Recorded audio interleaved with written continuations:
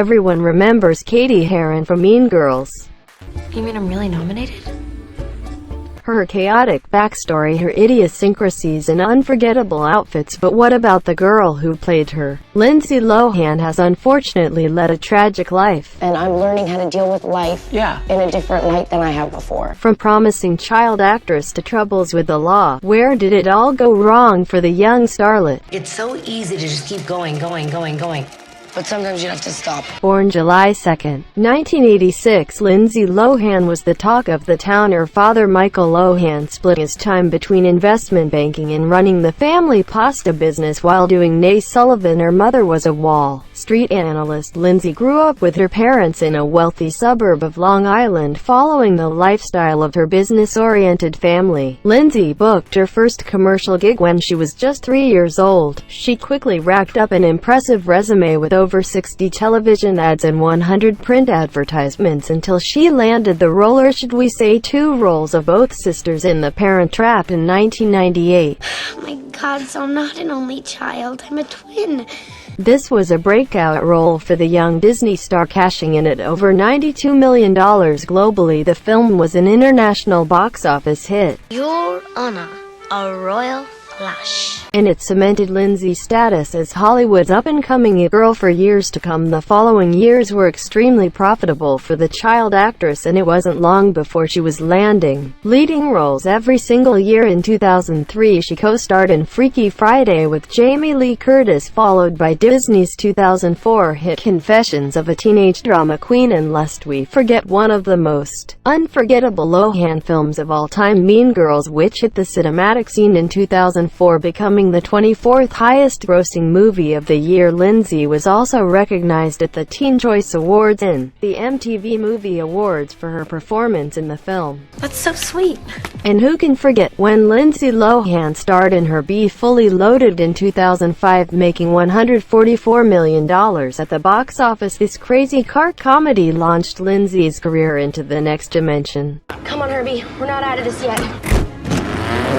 She released her debut studio album Speak around the same time. The album was a pretty big success, and she ended up releasing one more album in 2005 titled A Little More Personal. However, like many second albums, it didn't do as well as the debut. The next 2 films she was in, Just My Luck and A Prairie Home Companion, seemed to follow suit, financially speaking, as they paled in comparison at the box office to her earlier films. How do you know that? Once her fame seemed to be dwindling, she took a turn to the dark side. People were suddenly becoming more and more fascinated with her public life than her professional life, and for good reason. Admit it, you can't resist reading about a juicy celebrity scandal, especially if it involved one of your favorite actors. And when the tabloids got wind of beloved teen idol Lindsay Lohan facing in jail time, you bet they were following the story 24/7 like moths to a candle. They followed Lindsay mercilessly, and the explosion of her personal life seemed proof that even A-list celebrities can fly a little too close to the sun. What am I gonna just like edit my life so that...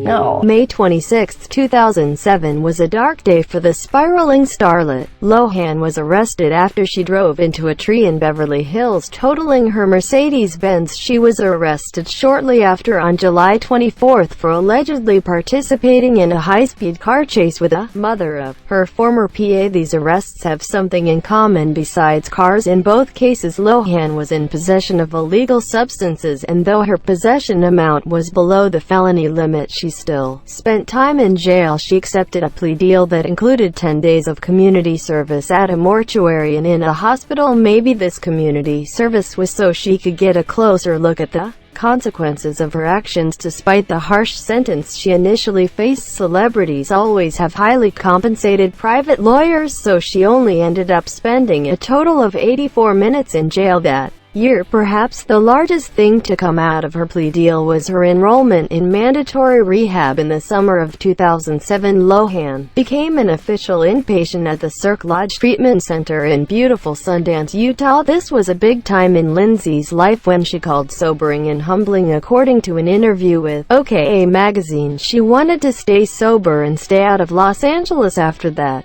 That was my biggest wake-up call. Okay. Times were tough for young Lohan. She kept appearing in the tabloids with rumors she was battling an eating disorder, still using illegal substances and partying like a rock star since her big tabloid days in 2007 and 2008. Things have calmed down for the young actress a little bit. Once she entered her 30s, she started spending a lot more time at her home in Dubai. She even started her own MTV reality show called Lindsay Lohan's Beach House, which documented the people who worked at her resort in Mykonos, but the show didn't make it that far due to low ratings. The producers claimed there wasn't enough drama in the series, but as far as we can tell, Lindsay is done with breakdowns. What do you think will happen next in the complicated life of Lindsay Lohan? Do you want to see her make a comeback to the silver screen, or do you think she should retire from show business? Thanks for watching, and I will see you next time. Love ya. Bye.